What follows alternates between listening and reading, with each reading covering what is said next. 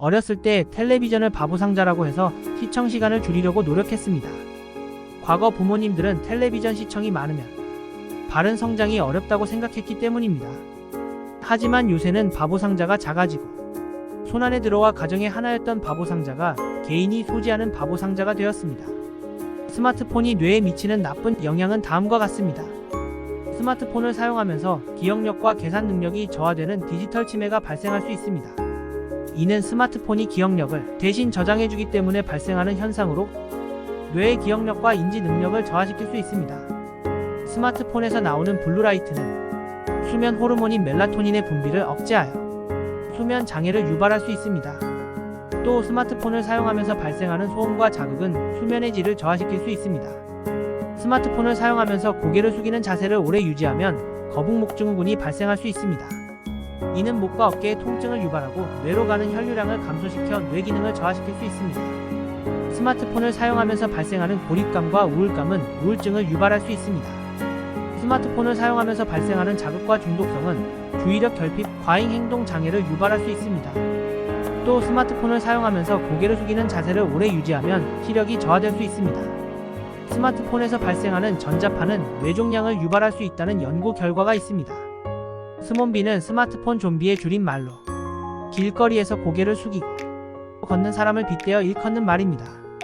교통사고의 원인이 되어 교통안전표지를 설치하거나 앱 차단기기를 설치해 놓기도 합니다. 아이들의 너무 많은 스마트폰 사용 시간으로 인해 건강한 성장에 가장 큰 위협이 되고 있습니다. 학원 입구에서 몇몇이 모여 스마트폰 삼매경에 빠져있는 모습, 집에서 식사 시간까지도 게임이나 영상, 웹소설 등에 목매어 있는 모습. 하지만 스마트폰 세대의 아이들을 키워본 경험이 없는 부모들은 어쩔 수 없다는 푸념을 하곤 합니다.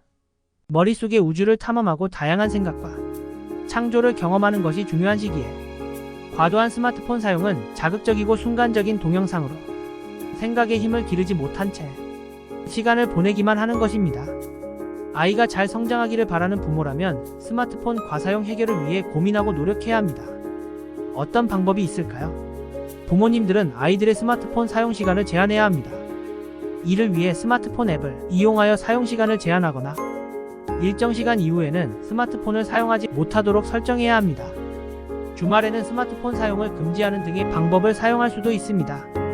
부모님들은 아이들이 스마트폰 대신 다른 활동을 할 수 있도록 유도해야 합니다. 예를 들어 책을 읽거나 그림을 그리거나 운동을 하거나 친구들과 함께 놀도록 유도할 수 있습니다. 이를 통해 아이들은 스마트폰 대신 다양한 활동을 즐길 수 있으며 건강한 신체와 정서를 발달시킬 수 있습니다.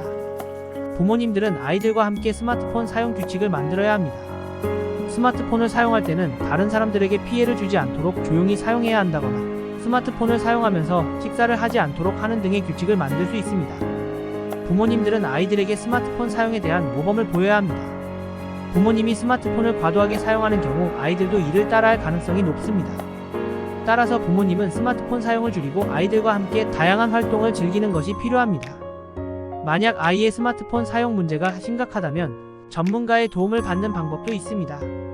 전문가의 도움을 받으면 아이의 스마트폰 사용 문제를 정확하게 파악하고 적절한 해결책을 찾을 수 있습니다.